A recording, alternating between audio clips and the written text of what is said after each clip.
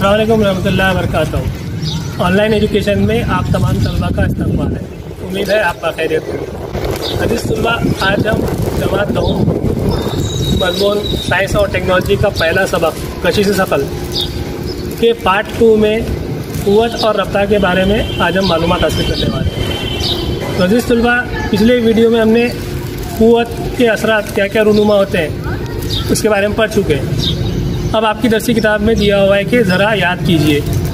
तो ज़रा याद कीजिए में सबसे पहले दिया हुआ है कि न्यूटन की हरकत के जो 3 क़वानीन हैं उसके बारे में आपको जो है याददानी करना है, ज़रा याद करना है। तो मैं ये ऊपर 3 लॉ लिख रहा हूँ, आप इसका एक बार मुशाहिदा करें और जो भी मैं एक्टिविटी करने वाला हूँ उस एक्टिविटी को बगौर मुशाहिदा कीजिए और बताइए कि ये न्यूटन का पहला लॉ है, दूसरा लॉ है या तीसरा लॉ है। ये एक टेनिस का गेंद है। उस टेनिस के गेंद को अगर मैं लेफ्ट हैंड से या बाएं हाथ से जो है नीचे की जानिब अगर उस गेंद को जो है क्या करता हूँ मैं पटकता हूँ,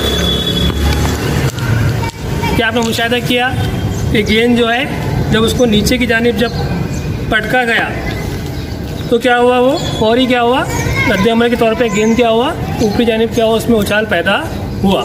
तो ये न्यूटन की हरकत का कौन सा कानून है? यू आर राइट, ये न्यूटन का कानून नंबर 3 है। हर अमल का रद्द अमल मसावी और मुखालिफ जानिब होता है। इस पर सेकंड एक्टिविटी उसका बगौर मुशाहिदा कीजिए।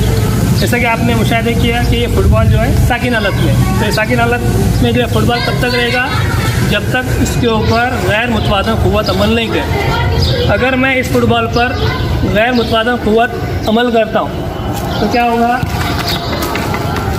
फुटबॉल क्या होगा, हरकत में आ जाएगा। जैसे आपने मुशाहिदा किए कि फुटबॉल हरकत कर रहा था तो उसके ऊपर अगर गैर मुतवाज़न क़ुव्वत अमल करेगी तब उसमें क्या होगा, वो साकिन हालत में आ जाएगा। तो ये न्यूटन की हरकत का कौन सा कानून हुआ?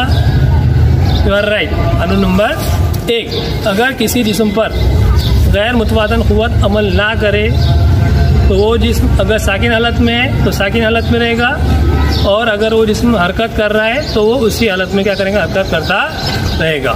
एक गेंदबाज गेंद डालता है, अगर उस पर मैं जो है आहिस्ता से क़ुव्वत लगाता हूँ तो उसका क्या, गेंद की जो है रफ्तार के ऊपर उसका क्या असर होता है, आप बगौर मुशाहिदा कीजिए।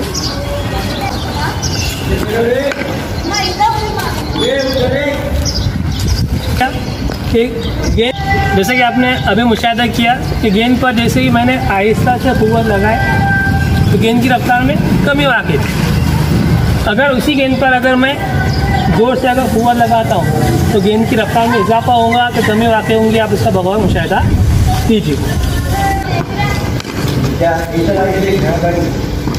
जैसे किया कि उस गेंद पर मैंने जोर से क़ुव्वत लगाया तो क्या हुआ, गेंद की रफ्तार में क्या हुआ, इजाफा हुआ।